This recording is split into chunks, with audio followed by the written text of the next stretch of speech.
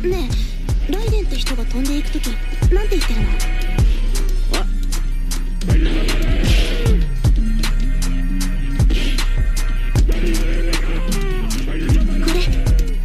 これ俺には遊び場ねえかハルバルねえかに聞こえるぜ。Hey everybody, welcome back to the podcast. Danny here. Today we are talking about High Score Girl. So High Score Girl was in the Big Gangan monthly manga, the magazine, right? And we've seen other series that we've talked about before, right? We have Goblin Slayer, Ubel Blatt. Other series from this branch is Full Metal and Soul Eater. So a good collection of manga with this brand here. It ran from 2010 to 2018, solid 8 years. And mangaka is Rensuke Oshikiri. 65 chapters in total, 10 volumes. It even has an anime that's over on Netflix right now. I checked it out just for a little bit, just to see what's going on. Because that's how I found out about this, right? The whole hype when this dropped on Netflix was like, oh, cool. You know, it's an anime about the arcade days in the 90s. And then I found out it's from a manga. Figured I'll go check that out instead because I'm more of a manga guy now rather than anime. But nonetheless, I did check out a few episodes. I kind of skimmed around through it. And that was when season 1 or volume 1 was only dropped. So there was like, I think 15 episodes or something. I gotta say, it is a little weird just to see it in CG. It probably does complement the artwork, but having it 2D probably would have felt better. You know, 65 chapters of a monthly series is pretty long, right? But from what I watched, it was at the time where we were caught up in the manga. It was like a few volumes before the ending. The anime was at already. And, there were still, I think, 6 episodes to go through, 6 or 9, for it to finish. So I was like, oh, wow, they really trimmed a lot of fat here for this manga. That was a real surprise. Yeah, I just wanted to check that out just to see what it was. But anyways, let's go ahead and get into the story, man. It starts off with our main character in, I believe it's elementary school. His name's Haru, and he is a gamer back in the day. The OGs, right? Would always go to the arcade, go to the drugstores, candy shops, wherever there was an arcade cabinet, he's there, he's playing, he's grinding. They cover a bunch of arcade games in the beginning, and then when we get towards the end, it's all focused on just Street Fighter, Darkstalkers, just the fighting game aspects, and beat 'em ups as well. And so he's here. That's all he's pretty much doing, right? He's average guy, not that smart, not athletic. He's like, I'm just a gamer. I know what I am. This is what I'm going to do. And one day he's at the arcade and he meets Ono, right? One of his classmates. And it's like, oh, this is one of those, she's like one of those rich families. That's where she comes from. And it's like, what is she doing here? And it turns out like, oh, this is where she goes to release some stress, as we find out in the series. And she's very good at these games, any arcade game. And this starts their quote unquote friendship. And that pretty much is set up to the rest of the series here. We are introduced to a bunch of other characters, like the butler for Ono, which is Gia. Eventually, her sister comes in. Haru's mom plays a big role, and there's others, like his friends kind of show up here and there, but they're not really important. And then the other main character here is Koharu, right? It's just this other girl that enters his life and ends up falling in love type of deal. And that is pretty much the premise here, just a bunch of kids at the arcade, and we're just re-experiencing these lovable classics from the 90s. And for the most part, I do like this manga. Has some problems for me though. Let's go ahead and go off with the biggest one. There's this manga called Mysterious Girlfriend X, right? Me Miguel read it. He's the one who showed it to me a long time ago. And reading it, I was like, oh, this is pretty good. The problem with that series is it dragged this premise down, right? It just dragged it for so long of just, oh, when are these characters finally gonna actually move on to the next step in their relationship, right? And it didn't get there till the end, and it's like, that was not really worth the entire ride, because it's like, you're just delaying it for no reason. The plot is moving forward, but there's no substance to it. There's no meaning, no explanation why we're still delaying this. and that is here in High Score Girl, right? One of the first major arcs is Ono is leaving Japan because her parents, are really putting the pressure on her to succeed in life and to be able to carry on whatever it is they do. And so she has to leave Japan, but she doesn't want to, right? Because then she's losing all her friends, if she even has any, right? Because as we find out, as we unravel her character, is that she is pretty much forced to go into this very strict educational life, right? We could, I've seen that a lot with my friends once high school is over. And it's always unfortunate to see that. And so we're getting it through this character. Our main characters develop feelings for each other, Ono and Haru, but Haru's being this idiot boy, doesn't really understand or whatever. And before she leaves, he gives her this plastic ring he got from a toy shop last minute because he didn't want to say bye, but then he decides, oh, you know what, I probably should. He gives it to her, she starts crying. It gets very emotional. And he just thinks like, okay, well, maybe I will see her again. He is going to miss her. And then a few years go by, now she's back.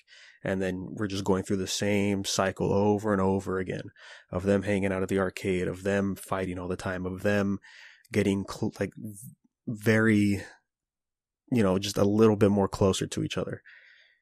And it's not until the last arc to where our main character decides, you know what, I really do have feelings for this character, for Ono. So I'm deciding I'm going to have to go all in. And it's like, man, there was just so much more we could have done, right? And just stop waiting, stop dragging out this that's going on. There was an interesting arc with Koharu where, this conflict comes in, dealing with that. That's fine. But yeah, it's just the slow paced way of just saying like, okay, well, now let's just go to this arcade. Let's get a little bit closer as characters. Hey, let's go stay at a hotel together. Go to this tournament in a different city. But then nothing really comes out of it, and it's not just us. It's not just us seeing the characters in elementary school. Eventually we go all the way to the end of high school. And this is where another part, it kind of just puts this manga off for me, is the art style. It was fine when they were kids, but then when they got older and it's just, I don't know, it just didn't look right. I did get used to it at the end though, as our characters did kind of get taller and they're more caricatures than anything. Overall I was fine with it at the end, but in the beginning I was just like, yeah, this art's a little weird. It did get better at the end, but yeah, no, I don't know. A bunch of other stuff is, our main character Haru, I guess he's just an elementary school kid in the beginning, and I know exactly how that was. I was the same way back in the day. So at one point I was like, oh man, it's, yeah, just always like shouting, yelling, and just a bunch of weird stuff with Haru I wasn't really feeling. But other than that, side characters are great. They're funny. The humor is nice when it comes in. It's cool to see them go through all these arcade games because, I'm a late gamer myself. I never really went to arcades to play games that they play in here. So like Street Fighter, Darkstalkers. I think they showed off Castlevania or something, and a bunch of other stuff that I never really touched on before. And it was nice to see. They did play some bits off with the Street Fighter characters, specifically Guile, right? That's Haru's main, and how Haru, whenever he needs advice from himself, his consciousness, turns into these characters that he always picks. So that's always fun to see. And then it gets so anime at the end, when it comes to like, oh, these ideas of these characters in his head can actually affect what's going on outside as he makes this final decision, this leap of faith in his life. It's very anime, which I was like, yeah, it's okay. It's fine. Other than that, the writing towards the back half is really strong. The character growth from Haru really surprised me, because again, when we see him, he's like this just bratty, energetic kid who just wants to be a gamer, and that's it. But then, once he starts taking on responsibilities, once he understands what he has to do as he gets older, it's really good stuff. I'm not going to lie. Some stuff does get a little just meh for me, especially when Ono's sister shows up. But it does add more lore into the characters, which I thought was fine. We get a lot more backstory with Ono, right? And we find out about her life and the struggle she had to go through and all that. So it's good stuff overall with that. So character development wise and the writing is really strong. I really wish it was shorter, you could probably shave this down to 40 chapters, right? So you're taking 25 out. That's what, 2 to 3 volumes shorter. I think I would be more acceptable with the way the route went, because again, it's like there is a certain point when it's one of those things where the story is telling the audience this is how these characters feel right now, but the characters themselves are indecisive about it, that you're just like, come on, hurry up type of deal, right? And that's always the problem with writing in a narrative stance, right? Where if you're watching a show or something and like, it's one of those things where, oh, the main character didn't see it, so he doesn't know, but we saw it, so we understand. And then when things start popping up to our main character about this reveal, you're like, oh my gosh, is he stupid? This, and that. Very similar to here, about basically speeding up this relationship that these characters have with each other, Haru and Ono, so other than that, I'd say check it out. If you're a fan of the arcade scene and a fan of just fighting games, like old school fighting games, definitely check it out. Strongest point definitely is the writing. And again, the artwork just for me was, I was a little like, I don't know how I feel about it. But eventually it did get a little better at a certain point. So that is really all I have to say about High Score Girl. Check it out. Maybe even check out the anime if you want. Looking back at these shots of the art, it's really the eyes that this guy, Rensuke draws, especially it's the female eyes. They're always have like this shine in them that makes them kind of look watery, and it just doesn't, I don't know, it just doesn't feel right. Because our main characters, right, the male characters, their eyes are normal. Yeah, I think that was just the main thing that bothers me. But then again, like I said, they're more caricatures because their heads are pretty big. Even when they get older, they're still a little bit too large, right? I'm looking at a shot right here with the mom, and it's like, yeah, that's not proportionally accurate, right? But there are some wholesome times as well in here that I liked as well. So there's another plus there. So that's all I have to say for High Score Girl, guys. Thanks for listening. If you have any questions, comments, what did you guys think of High Score Girl, or did you watch it and read? I would love to see some differences or just opinions overall. Of course, we'll talk about that on the next episode. And the email is unversedpodcast@gmail.com. You can follow us anywhere at Unversed Podcast if you want to stay updated when these episodes drop. Thanks for listening, and we'll catch you on the next episode. Yeah. Shit. Yo.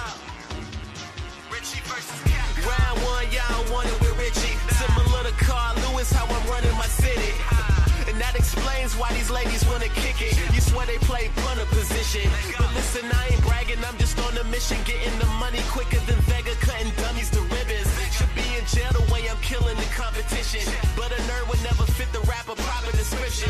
Ambition to be the best thing to happen to rap. Since marijuana fitted caps, Biggie smiles and throwbacks. Richie got the soul of a hustler, but he never sold crack.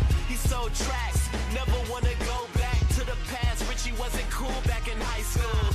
Never had girls, too much of a nice dude. Now I got a stylist, so I'm a fly